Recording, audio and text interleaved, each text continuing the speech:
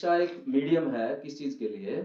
एक ऐसा समाज स्थापित करने के लिए जो समतामूलक समाज हो, जिसमें सबको सम्मान मिले और जिसमें सबकी हिस्सेदारी हो, भागीदारी हो। उसके ज़रिए शिक्षा उसका एक ज़रिया है।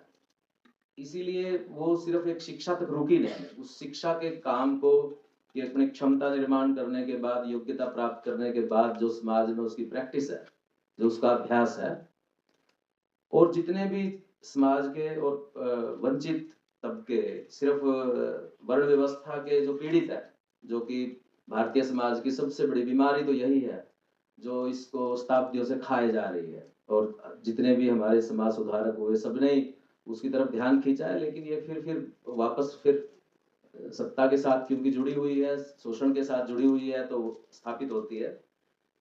तो सावित्रीबाई फुले का जो काम है, क्योंकि वो शास्त्रीय परंपरा से नहीं आती है सावित्री।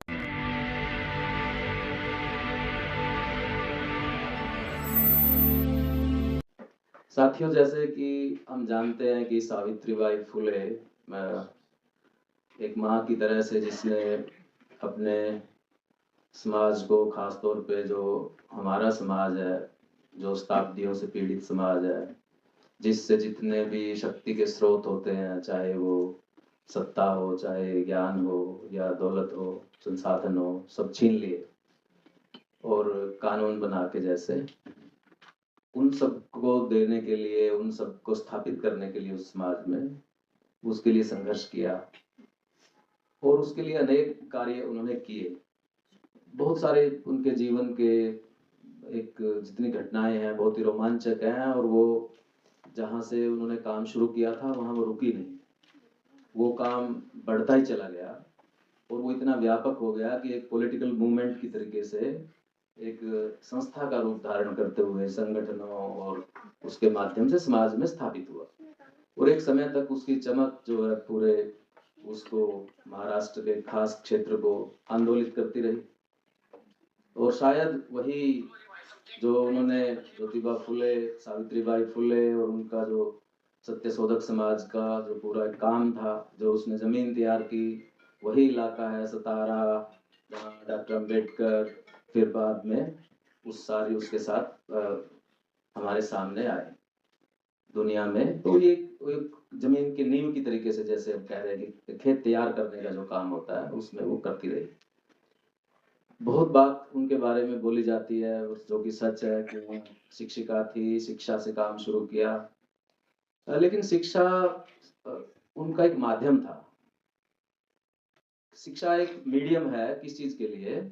एक ऐसा समाज स्थापित करने के लिए जो समतामूलक समाज हो, जिसमें सबको सम्मान मिले और जिसमें सबकी हिस्सेदारी हो, भागीदारी हो। उसके जरिए शिक्षा उसका एक जरिया है। इसीलिए वो सिर्फ एक शिक्षा तक रुकी नहीं। उस शिक्षा के काम को कि अपनी क्षमता निर्माण करने के बाद, योग्यता प्राप्त करने के बाद जो समाज में उसकी प्रैक्टिस है, जो उसका अभ्यास है और जितने भी समाज के और वंचित तबके सिर्फ वर्ण व्यवस्था के जो पीड़ित है, जो कि भारतीय समाज की सबसे बड़ी बीमारी तो यही है, जो इसको शताब्दियों से खाए जा रही है। और जितने भी हमारे समाज सुधारक हुए, सबने ही उसकी तरफ ध्यान खींचा है, लेकिन ये फिर वापस फिर सत्ता के साथ क्योंकि जुड़ी हुई है, शोषण के साथ जुड़ी हुई है, तो स्थापित होती है। तो सावित्रीबाई फुले का जो काम है, क्योंकि वो शास्त्रीय परंपरा से नहीं आती है सावित्रीबाई फुले, ज्योतिबा फुले, उनका सारा जीवन, अपने सारे सिद्धांत, सारे जो भी नीति निर्माण, सोच विचार, सब उनके अनुभव से अर्जित है। जो अनुभव है उनका, उसी ने उनको सिखाया है, उसी को ही उन्होंने अपनी दर्शन बनाया है। उसी में से ही चीजें, यदि शिक्षा देनी है, क्यों देनी है? क्योंकि समाज के अंदर भेदभाव है और किसको दी जाए?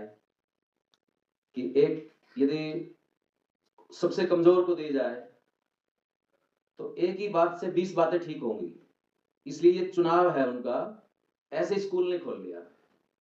वो एक चुनाव है, वेल थॉट जिसको कहते हैं, सोची समझी बात है कि यदि हम ये करेंगे तो इससे ये चीजें सब हो जाएंगी।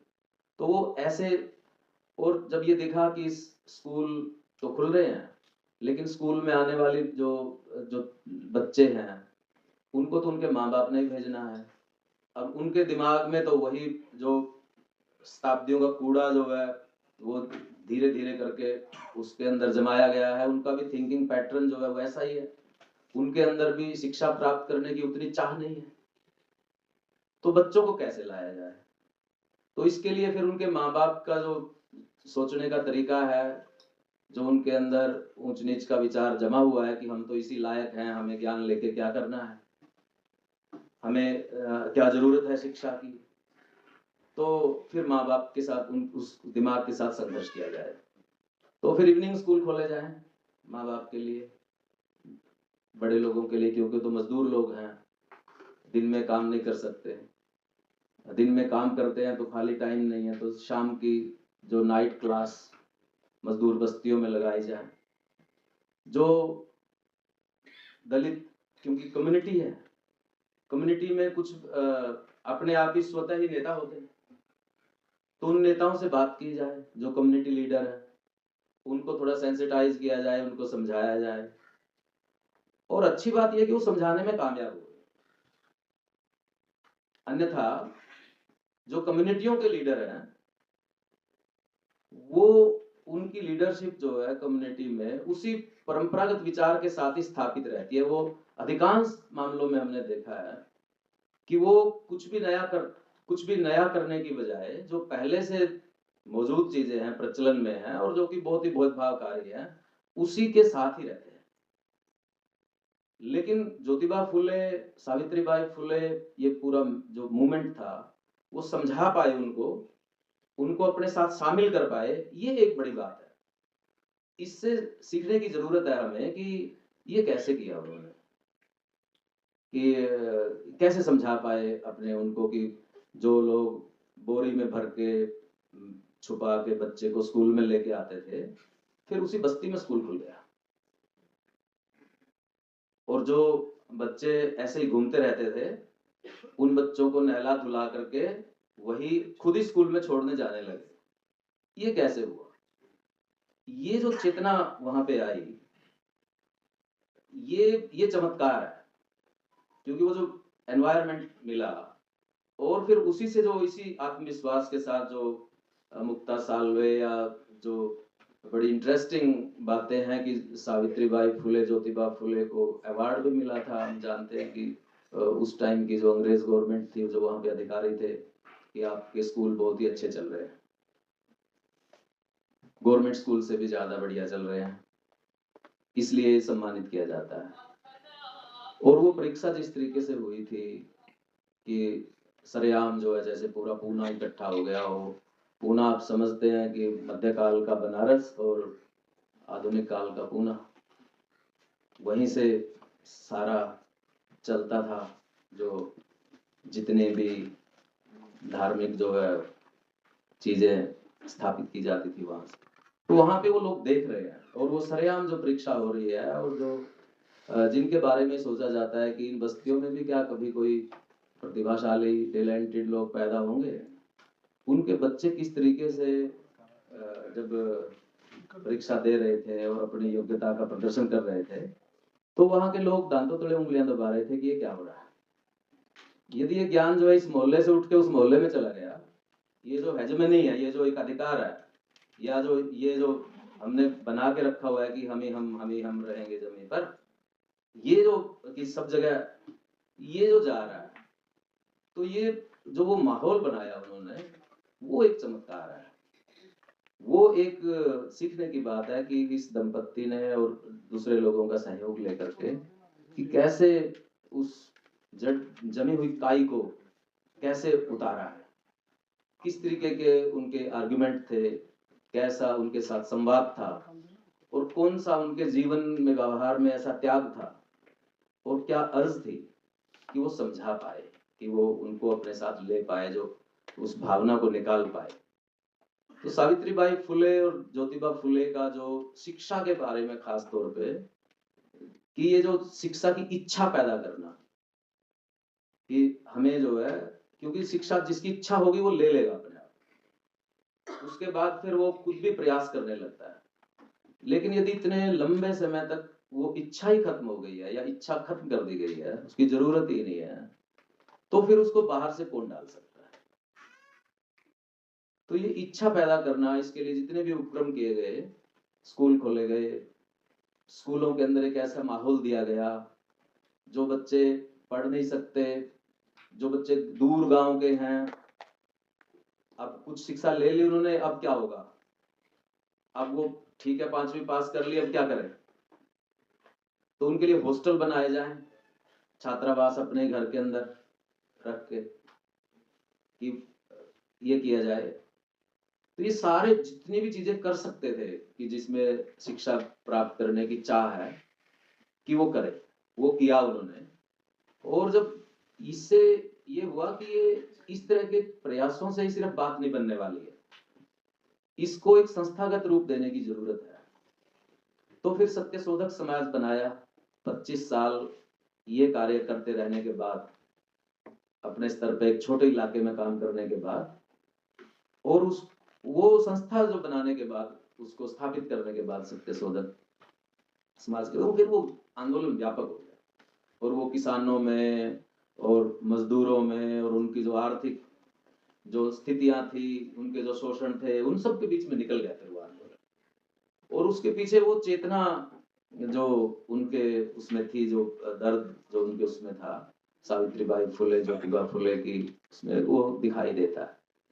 और सावित्रीबाई फुले आमतौर पे जो ऐसा कि ज्योतिबा फुले का आंदोलन था और सावित्रीबाई फुले उसमें सहयोगी थी, ये बात तो सच है, लेकिन सिर्फ इतनी बात नहीं थी। 18 स्कूल खोले आसपास, पढ़ाने वाले कौन थे उनके अंदर, वो कहां से आए? सहयोग तो जरूर ही लिया होगा, लेकिन जब ये देखते हैं कि एक स्कूल इवनिंग में चल रहा है, वो कैसे भाग भाग के थोड़ा थोड़ा टाइम देके कई सारे स्कूलों को मैनेज कर रहे हैं। कि एक आप गए होंगे पूना या जाएंगे, जब यदि उन लोकेशंस को देखें कि जहां जहां उन्होंने स्कूल स्थापित किए हैं, वो कितनी कितनी दूरी पे है और किस किस मोहल्ले में है, तो यदि उसको देखेंगे, यदि ये जो वो देखेंगे, जिसका साड़ी का आप जिक्र करते हैं, बताते हैं कि वे उस गोबर कीचड़ फेंकते थे, पत्थर भी फेंकते थे। सावित्रीबाई फुले जब अपने घर से, जो फुलेवाड़ा है, वहां से जब वो, क्योंकि आसपास तो गरीब लोग ही रहते थे, थोड़ी दूर जाने के बाद फिर मोहल्ला शुरू होता था जिसमें ज्ञान का अहंकार भरा हुआ था। और जब सावित्रीबाई फुले उस सड़क से गुजरती थी, तो स्वाभाविक है कि उस पे अहंकार पे चोट लगती होगी, तो ये बदले में उसको ये पुरस्कार मिलता था। तो वो जो रास्ता है, जब वो उस रास्ते को जाती होगी, उस रास्ते के ऊपर सावित्रीबाई फुले, ये एक बार महिला मंच जो है उस पर प्रोसेशन निकाले, सावित्रीबाई फुले जा रही, तो आज भी पूना में हिल जाएगा, ऐसे कि यदि कोई फुले पगड़ी भी पहन लेगा पूना में, तो पुनारा पगड़ी जो है, कि पूना की जो देखे होंगे आपने पेशवा की पगड़ी, तो उछलने लगती है, ये क्या हो रहा है। तो अभी भी मतलब वो माहौल जो है पूना का, वो एक माहौल दिया था, जिसपे मैं जोर देना चाह रहा हूँ, सावित्रीबाई फुले और ज्योतिबा फुले ने। उसमें से शिक्षा तो उसका एक माध्यम है, और उसका उस माहौल को जो एक तरीके से बनाने का प्रयास था, वो बनाया, और उसका उसकी सक्सेस तो, उपलब्धियां जो हम कह रहे हैं, हम देख ही रहे हैं, हमारे सामने है, मुक्ता सामने है। जब उनके स्टूडेंट्स, एक स्टूडेंट जब उनको इनाम दिया, कुछ ऐसे इनाम देने लगे, तो उन्होंने कहा कि हमें इसकी पैसे की जरूरत नहीं है, आपकी हमारे लिए एक लाइब्रेरी बनवा दीजिए। ये जो ज्ञान की भूख पैदा हुई उनके अंदर कि हमें एक लाइब्रेरी चाहिए, हमें एक लाइब्रेरी चाहिए। अब जो लाइब्रेरी होने की इच्छा होना किसी विद्यार्थी के अंदर, तो आप समझिए कि उसको भूख लग गई है अब ज्ञान की।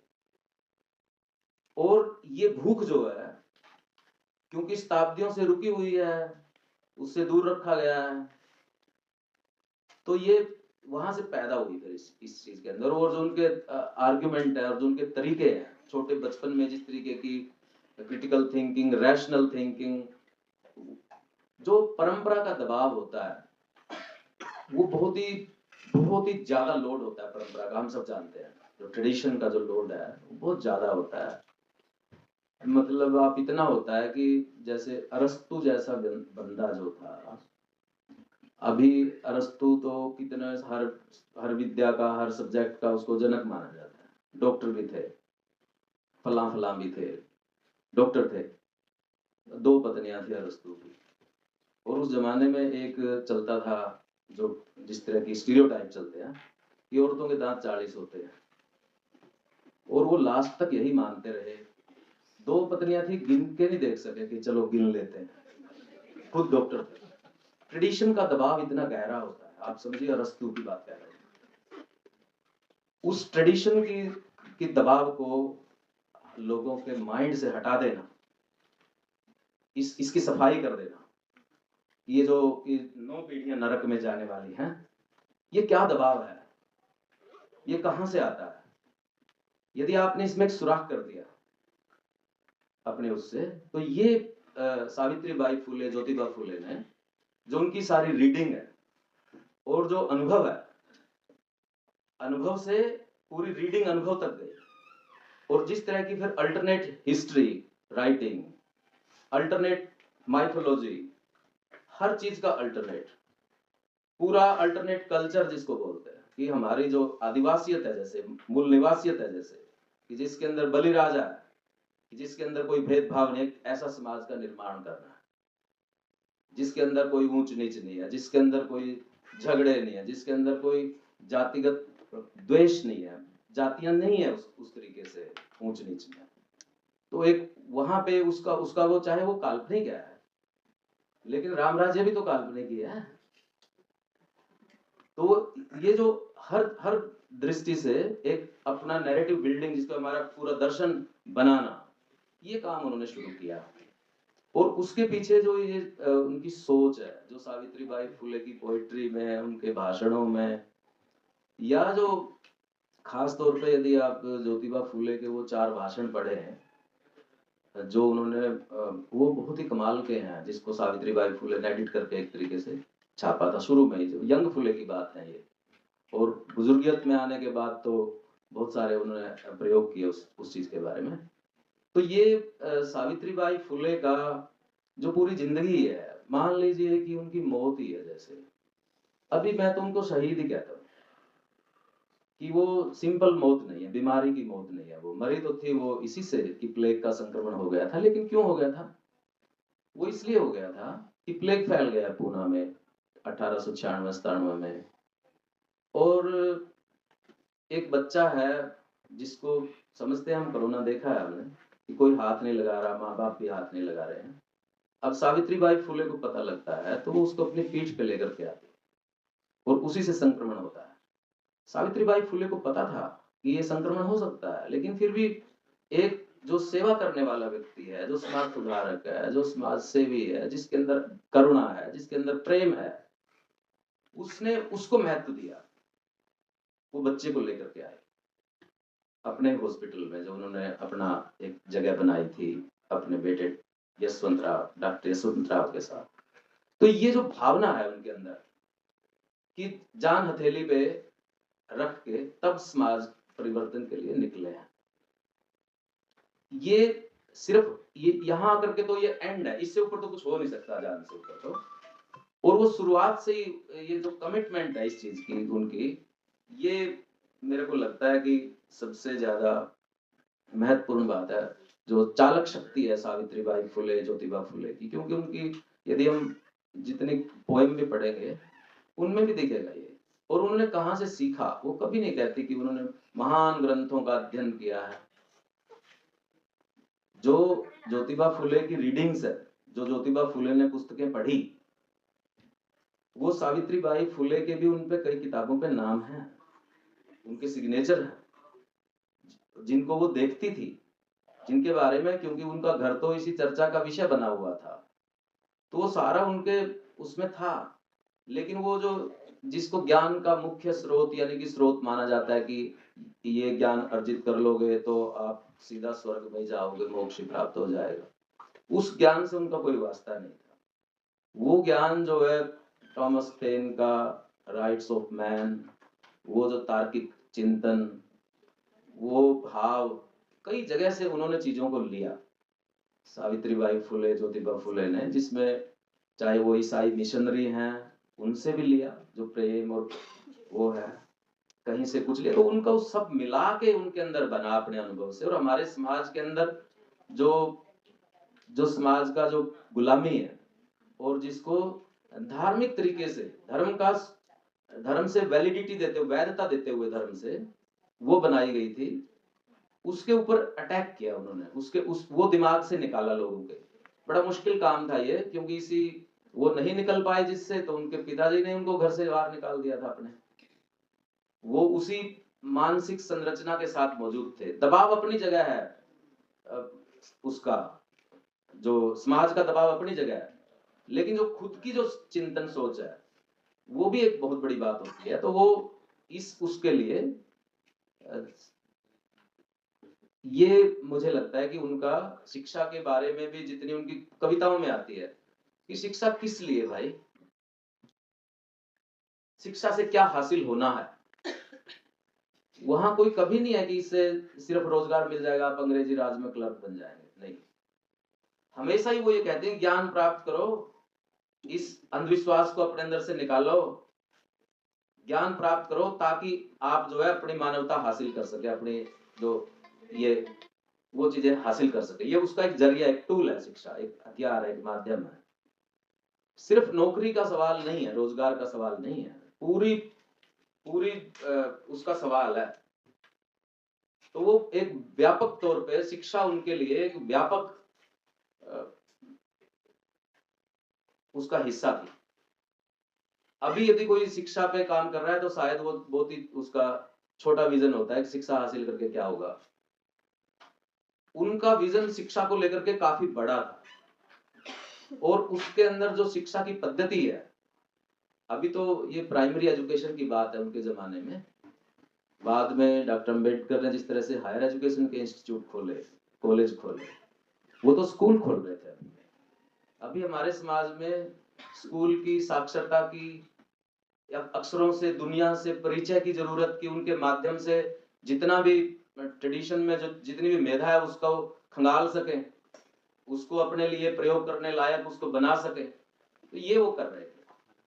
तो उसमें शिक्षा का भी एक जो दर्शन है उनका, शिक्षा दर्शन, वो भी बहुत ही इंटरेस्टिंग है। यदि उनकी पोएट्री में भी ऐसे ही आता है कि इंटरेस्टिंग तरीके से कैसे स्टूडेंट्स को पढ़ाया जाए। ऐसी कविताएं हैं कि ग्रुप बना दिए बच्चों के, एक बच्चा ये बोलेगा, फिर दूसरा टीम ये बोलेगी, चौथी टीम एक्टिविटीज के जरिए जिसको बोलते हैं आजकल, कि कुछ उनके जरिए से वो शिक्षा ग्रहण करेंगे बच्चे। और किस तरीके से सारा उनका जो, तो मैं तो यही समझता हूँ कि जो हमारे जो समाज है, जो कि संख्या हम जानते हैं, उसकी शक्ति भी हम जानते हैं, लेकिन उसकी शक्ति की पहचान इसी से हुई है, शिक्षा के उससे। और जैसे ही ये शिक्षा की इस समाज के अंदर एंट्री हुई, तो ये समाज देख लीजिए खिल रहा है, आगे बढ़ रहा है। अभी किसी भी क्षेत्र में वो बात नहीं हो सकती जो बात हो सकती थी या होती थी। उसकी वजह एक ही है कि हमारे पास तो एक ही पूंजी है ना, वो शिक्षा है। इसी बात को फिर आगे बढ़ाया डॉक्टर अम्बेडकर ने भी, कि शिक्षा जो है मुख्य है। हमारे पास क्या कैपिटल है, हम क्या करके क्या बन सकते हैं मॉडर्न टाइम में, कौन सी शिक्षा। फिर अंग्रेजी की शिक्षा पे वो बड़ा जोर देती थी, अंग्रेजी सीखो। क्यों? संस्कृत क्यों ना सीखो? वो भी, उसमें भी बड़ा ज्ञान था, और उसी को ज्ञान की मान्यता प्राप्त थी उस जमाने में। लेकिन उन्होंने ये बोला, उनकी कविताएं है इस चीज के ऊपर, कि आप अंग्रेजी सीखो, उसकी जो ताकत है, वो उससे आप बलवान बनेंगे। अंग्रेजी माई ऐसे बोलते। तो वो क्योंकि अंग्रेजी में जो शिक्षा प्राप्त कर रही थी, तर्क की, विज्ञान की, ऐसी शिक्षा, तो वो जो है उनका पूरा शिक्षा का दर्शन, शिक्षा के प्रति जो दृष्टिकोण था, मैं तो यही समझता हूँ कि सावित्रीबाई फुले और ज्योतिबा फुले का जो योगदान है शिक्षा को लेकर के, और हमारे समाज को जिस तरह से जगाया उन्होंने, समतामूलक समाज के लिए, बराबरी के लिए, सम्मान के लिए, और जो भी सम्मान क्योंकि उसी से हासिल होता है, जो हम काम करते हैं यदि उसका सम्मान स्थापित होता है समाज में, तो ये इस सब के लिए वो एक समुचित, एक समग्र आंदोलन था वो। शिक्षा जिसके कोर पे थी, जिसके उसमें थी, जो ज्योतिबा फुले की जो है ना, विद्या बिना मति गई, और मति बिना नीति गई, नीति बिना गति गई, गति बिना वित्त गया, और इतने अनर्थ एक अविद्या ने किए। यानी कि ये कितना लॉजिकल उन्होंने बताया है कि एक यदि आप एक शिक्षा ले लेते हो, विद्या ले लेते हो, ज्ञान ले लेते हो, तो ये सब चीजें जुड़ी हुई है इस तरीके से कि आपकी प्रोग्रेस जो है गति नहीं हो सकती जब तक जो है मति वो नहीं होगी, जब तक आप प्लानिंग नहीं कर सकते, सोच नहीं सकते, नैतिक वो नहीं, बल नहीं, आपके अंदर साहस नहीं है। और यदि गति नहीं है आपकी, तो धन कहां से आएगा आपके पास, संसाधन कहां से आएंगे? और संसाधन नहीं होंगे तो फिर क्या बनने वाला है किसी का? तो दरिद्र ही रहना है, हाथ पसारे ही रखना है। तो ये इसी के अंदर उनका सारा जीवन जो है, दर्शन जो है वो मौजूद है। बहुत बहुत धन्यवाद, बहुत बहुत शुक्रिया।